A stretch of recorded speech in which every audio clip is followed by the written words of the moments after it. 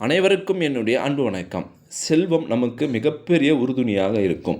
செல்வம் இல்லாமல் நம்மளால் இவ்வுலகில் வாழ முடியாது. அந்த செல்வத்தை வீட்டில் எந்த இடத்தில் வைக்க வேண்டும்? தவறான ஒரு இடத்தில் வைச்சோம் அப்படின்னா நம்ம எவ்வளோதான் சம்பாதிச்சாலும் அந்த பணம் வீண் விரயம் ஏற்படும். நாம் சம்பாதிக்கக்கூடிய பணத்தை வீண் விரயம் ஏற்படாமல் தடுக்கவும், மென்மேலும் செல்வம் சேரவும் வீட்டில் சரியான இடத்தில் திசையில் செல்வத்தை வைத்தால் மட்டுமே அது நடக்கும். நான் உங்கள் சீனிவாசன் தமிழ்ச்செல்வி மணி. நாம் சம்பாதிக்கக்கூடிய பணத்தை எந்த இடத்தில் வைக்க வேண்டும், எப்படி பயன்படுத்த வேண்டும் போன்ற பல்வேறு சுவாரஸ்யமான விஷயங்களை இந்த வீடியோவில் தெரிஞ்சுக்க போகிறோம். வீடியோவை ஸ்கிப் பண்ணாமல் கடைசி வரைக்கும் பாருங்கள். இது வரைக்கும் இந்த சேனல் நீங்கள் சப்ஸ்கிரைப் பண்ணாமல் இருந்தீங்கன்னா உடனே சப்ஸ்கிரைப் பண்ணுங்கள். மேலும் பக்கத்தில் ஒரு பெல் ஐக்கான் இருக்கும், அந்த பெல் ஐக்கானும் ப்ரெஸ் பண்ணுங்கள். நான் கொடுக்குற ஒவ்வொரு வீடியோவும் உங்களுக்கு உடனடியாக நோட்டிஃபிகேஷனாக வந்துடும். பணத்தை சம்பாதிப்பதற்கு நிறைய வழிகள் இருக்குது. ஆனால் நல்ல கௌரவமாக நல்ல பேரோடு சம்பாதிக்கணும் அப்படின்னா ஒழுக்கமான ஒரே ஒரு முறை மட்டும்தான் இருக்குது. நம்ம பணத்தை சம்பாதிச்சிட்றோம், அது வீண் விரயம் ஏற்படக்கூடாது. மென்மேலும் செல்வத்தை அதை ஈர்க்கணும், மென்மேலும் சொத்துக்கள் வாங்கணும் அப்படின்னா நாம் சம்பாதிக்கக்கூடிய பணத்தை சரியான இடத்துல வைக்கணும். அதுக்கு தர வேண்டிய சரியான மரியாதையை நம்ம கொடுத்தோம் அப்படின்னா செல்வம் மென்மேலும் அதிகரிக்கும். நீங்கள் ஒரு குடும்பமாக இருக்கிறீங்க அப்படின்னா வீட்டில் எல்லோருமே சம்பாதிக்கிறீங்க அப்படின்னா எல்லோரு கையிலுமே பணம் இருக்கக்கூடாது. யாராவது ஒருத்தர் கையில் மட்டும்தான் அந்த பணம் கொடுக்கணும். அவங்க கையில் இருந்து தான் நீங்கள் செலவுக்கு பணம் வாங்கணும். இது சில நேரங்களில் தர்ம சங்கடத்தையும் ஒரு இண்டிபெண்ட்டை தடுக்கிற மாதிரி இருந்தாலுமே, ஆனால் ஏன் எல்லார் கையிலும் பணம் இருந்து செலவாகக்கூடாது அப்படின்னா மணி மேனேஜ்மெண்ட் பொறுத்த வரைக்கும் ஒரு நிறுவனமாக இருந்தாலும் சரி, குடும்பமாக இருந்தாலும் சரி, பணத்தை மெயின்டைன் பண்ணுறவங்க ஒரே ஆளாக இருக்கணும். அப்போ தான் பணத்தினுடைய செலவை கணக்கு வச்சுக்க முடியும், பணத்தினுடைய செலவை கட்டுப்படுத்த முடியும்.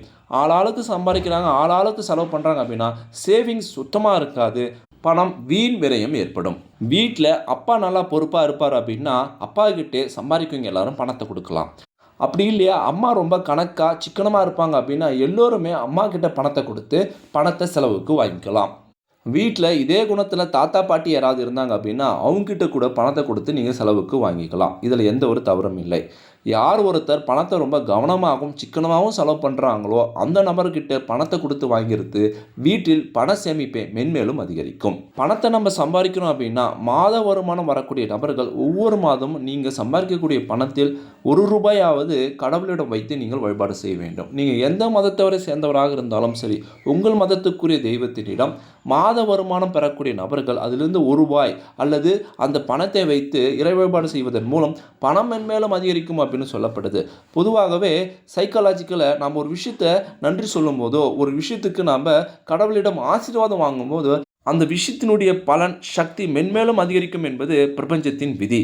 அதனால் நாம் ஒவ்வொரு மாதமும் நம்மளுடைய வருமானத்தின் குறிப்பிட்ட ஒரு தொகையை கடவுளிடம் வைத்து ஆசீர்வாதம் வாங்கும் போதோ அல்லது நன்றி செலுத்தும் போதோ அந்த தொகை மென்மேலும் அதிகரிக்கும்.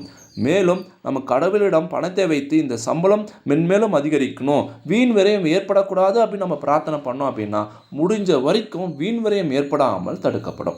வீண் விரயம் என்பது மருத்துவ செலவு, விபத்து செலவு, ஏதாவது ஒரு பொருள் உடஞ்சிச்சு அப்படின்னா அந்த பொருளை சரி பண்ணக்கூடிய செலவு, இதெல்லாம் வீண் விரயம். இன்னும் இது போல் வேறு ஏதாவது வீண் விரயங்கள் இருந்தால் கூட அது ஏற்படாமல் தடுக்கக்கூடிய வல்லமை கடவுளிடம் பிரார்த்தனை செய்யும் போது நமக்கு கிடைக்கும். உங்களுக்கு மத நம்பிக்கை இல்லை அப்படின்னா நீங்கள் சம்பாதிச்ச அந்த மாத சம்பளத்தை நீங்களே மனசுக்குள்ளே இந்த மாதம் இந்த பணத்தை கொண்டு வீண் விரயம் ஏற்படாமல் நான் தடுப்பேன், மென்மேலும் பணத்தை அதிகரிப்பேன் அப்படின்னு சொல்லிட்டு ஒரு குறிப்பிட்ட தொகையை எடுத்து வைங்க. இந்த ஒரு விஷயம் உங்களுக்குள்ளே ஒரு மோட்டிவேஷ்னலாக மாறும். இந்து சாஸ்திரத்தில் செல்வம் என்பது பணத்தை குறிக்கும். அதே போல் செல்வத்தை குறிக்கக்கூடிய வேறு ஒரு சில முக்கியமான மங்களகரமான பொருட்களும் உண்டு. நீங்கள் பணத்தை வைக்கக்கூடிய இடத்தில் அந்த செல்வத்தை குறிக்கக்கூடிய சில பொருட்களை வைப்பதன் மூலம் மேலும் செல்வம் சேரும். செல்வம் வீண் விரயம் ஏற்படாமல் தடுக்கும். செல்வம் சம்பந்தமான பல சொத்துக்கள் வாங்கக்கூடிய யோகமும் அமைப்பும் ஏற்படும். பச்சை கற்பூரம், மஞ்சள், கிராம்பு, விராலி மஞ்சள், கல்லுப்பு, பச்சரிசி, இது போல் விஷயங்கள் பார்த்திங்கன்னா செல்வம் சம்பந்தமான ஒரு விஷயங்கள். இது செல்வம் இருக்கக்கூடிய இடத்தில் குறைந்த அளவுனாச்சும் நீங்கள் வச்சுருந்தீங்க அப்படின்னா அந்த செல்வம் வீண் விரயம் ஏற்படாமல் இவைகள் தடுக்கும். மேலும் அந்த செல்வத்தை கொண்டு மேலும் செல்வத்தை சேர்க்கக்கூடிய அமைப்பும் யோகமும் உங்களுக்கு ஏற்படும். இவை நம்பிக்கை சார்ந்த ஒரு விஷயமாகவே இருந்தாலும் ஆனால் சில செல்வந்தர்கள், மிகப்பெரிய செல்வம் படைத்தவர்கள் இதை கடைபிடிச்சிட்டு வராங்க. இவ்வாறு செய்வதன் மூலம் அவங்க சம்பாதிச்ச பணம் வீண் விரயம் ஏற்படுவதில்லை. மென்மேலும் தொழில் வளர்ச்சியும் செல்வமும் சொத்தும் அதிகரிக்கிறது. மேலும் நாம் ஒவ்வொரு மாதமும் மாத வருமானம் பெறக்கூடிய நபராக இருந்தீங்க அப்படின்னா அந்த வருமானத்தில் முதல் செலவாக மங்களகரமான பொருள் வாங்கக்கூடிய ஒரு வழக்கம் இருக்கணும். ஒவ்வொரு மாதமும் மளிகை சாமான் வாங்கக்கூடிய ஒரு முறை இருக்குது. அப்படி நம்ம வாங்கக்கூடிய செல்வம் சம்பந்தமான பொருட்கள் முதலில் வாங்க வேண்டும். கல்லுப்பு, மஞ்சள், குங்குமம், வாசனை தரக்கூடிய ஜவ்வாது, இதுபோல் செல்வம் சார்ந்த செல்வத்தின் மறு அம்சமாக சொல்லக்கூடிய பொருட்கள் மாத சம்பளம் வாங்கக்கூடிய நபர்கள் முதல் செலவாக செய்கிறீங்க அப்படின்னா செல்வத்தை கொடுத்து செல்வம் சார்ந்த ஒரு அம்சம் கொண்ட பொருளே நம்ம வாங்குகிறோம். அது மிகப்பெரிய வளர்ச்சியும் முன்னேற்றத்துக்கும் வழிவகுக்கும். மேலும் செல்வமானது நாம் நல்ல விஷயத்துக்கு செலவு பண்ணணும். மேலும் இந்த செல்வத்தை கொண்டு நாம் நல்ல விஷயங்களை செய்யணும். அதனால் மென்மேலும் செல்வத்தை ஈர்க்கும் அப்படின்னு சொல்லப்படுது. வீட்டில் நம்ம பணத்தை வைக்கிறோம் அப்படின்னா ஒரே இடத்துல வச்சு எடுக்கக்கூடிய ஒரு பழக்கம் மிகவும் நல்லது. அதே போல் பணத்தை வைக்கக்கூடிய இடம் சுத்தமாக இருக்கணும், நல்ல நறுமணம் நிறைந்ததாக இருக்க வேண்டும். அழுக்காகவோ துர்நாற்றம் வீசக்கூடிய இடத்துல செல்வத்தை வைக்கவே கூடாது. அதை மீறி நீங்கள் அந்த இடத்துல செல்வத்தை வச்சு பயன்படுத்திட்டு வரீங்க அப்படின்னா அது மிகப்பெரிய வீண் விரயத்தையும் மிகப்பெரிய கஷ்டத்தையுமே உண்டாக்கும்.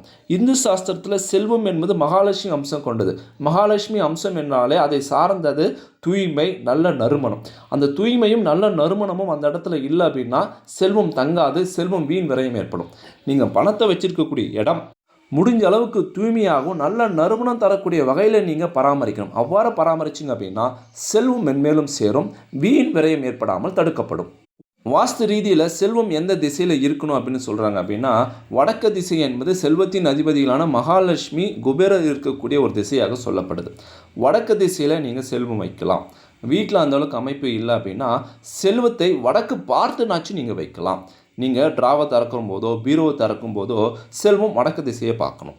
அப்படி இல்லையா வடக்கு திசை சுவற்றில் நீங்கள் பீரோ வைத்து தெற்கு திசையை பார்ப்பது போல கூட வைக்கலாம். இது வாஸ்து ரீதியாக செல்வம் வைக்கக்கூடிய ஒரு சிறந்த இடமாக சொல்கிறாங்க. சில வீட்டில் பெண்கள் சமையலறையில் செல்வம் வைப்பாங்க, ஆண்கள் அலமாரியில் செல்வம் வைப்பாங்க, சில குழந்தைங்க புத்தகத்தில் செல்வம் வைப்பாங்க. ஆனால் நீங்கள் வைக்கக்கூடிய இடம் நல்ல தூய்மையாக நல்ல நறுமணம் தரக்கூடிய வகையில் இருக்கணும். அசுத்தமான இடத்துலையோ அல்லது சில அருவருப்பான இடத்துலையோ செல்வம் வைக்கவே கூடாது.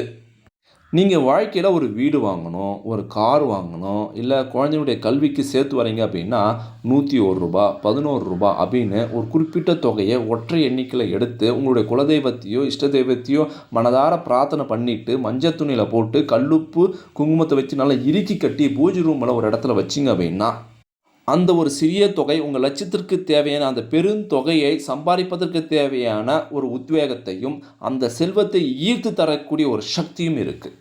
அதுக்கப்புறம் அந்த தெய்வீக செல்வம் முடித்த உங்கள் மத முறைப்படி உங்கள் குடும்ப வழக்க முறைப்படி என்ன செய்யணுமோ அதை நீங்கள் செஞ்சுக்கலாம். பொதுவாக அது கோவில் உண்டியில் போகணும் அப்படின்னு சொல்லுவாங்க. ஒரு சிலர் அந்த நல்ல காரியத்துக்கோ வீடு கட்டவோ அல்லது ஃப்ளாட் வாங்கவோ குழந்தை படிப்புக்கோ யூஸ் பண்ணணும் அப்படின்னா அந்த காசை சேர்த்துக்குவாங்க. உங்களுடைய வழக்கம் என்னவோ அதன்படி நீங்கள் செய்யலாம். இவ்வாறு செய்வதும் செல்வத்தை ஈர்க்க செல்வத்தை கொண்டு மேலும் ஒரு சொத்து வாங்குவதற்கான ஒரு சிறந்த வழி அப்படின்னு சொல்லப்படுது. நம்ம வேலைக்கு போய் சம்பாதிப்பதன் மூலம் மட்டும் செல்வத்தை ஈர்க்க முடியாது. நாம் செய்யக்கூடிய சில செயல்கள் மூலமாகவும் செல்வத்தை ஈர்க்கலாம். செல்வத்துக்குரிய ஒரு நல்ல நாளாக வெள்ளிக்கிழமை சொல்கிறாங்க. 6 to 7 சுக்கிர தசை சுக்கிர ஓரை அப்படின்னு சொல்லுவாங்க.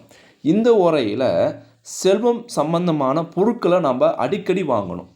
வாரத்துக்கு ஒரு முறை அல்லது மாதத்துக்கு ஒரு முறையாவது வெள்ளிக்கிழமை சுக்கிர ஓரையில் செல்வம் அம்சம் கொண்ட பொருட்களை நீங்கள் நிச்சயம் வாங்கியே தீரணும். அவ்வாறு வாங்குவதன் மூலமாகவும் செல்வம் அதிகரிக்கும், சொத்து அதிகரிக்கும், வீண் விரயம் தடுக்கப்படும். கல்லுப்பு, விராலி மஞ்சள், வசம்பு, ஜவ்வாது, பச்சை கற்பூரம், ஏலக்காய், கிராம்பு இவை அனைத்தும் பார்த்திங்கன்னா மகாலட்சுமிக்கு மிக பிடித்தமான பொருட்கள், நல்ல வாசனை தரக்கூடிய பொருட்கள், மங்கள பொருட்கள்.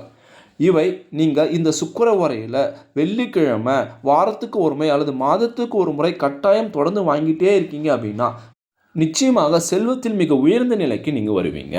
நான் சொன்ன தகவல் உங்களுக்கு ரொம்பவும் பயனுள்ளதாக இருந்திருக்கும் அப்படின்னு நான் நினைக்கிறேன். இந்த வீடியோ பற்றி உங்களுடைய கருத்துக்கள் என்ன, நீங்கள் எப்படி செல்வத்தை பயன்படுத்துகிறீங்க அப்படின்னு மறக்காமல் கமெண்ட் பாக்ஸில் கமெண்ட் பண்ணுங்கள். இந்த வீடியோவை அனைவருக்கும் ஷேர் பண்ணுங்கள். நம்மளுடைய தமிழ் டெக்னாலஜி சேனலை சப்ஸ்கிரைப் பண்ணுங்கள், லைக் பண்ணுங்கள். மீண்டும் அடுத்த ஒரு சுவாரஸ்யமாக சந்திப்போம். தேங்க்யூ ஃபார் வாட்சிங்.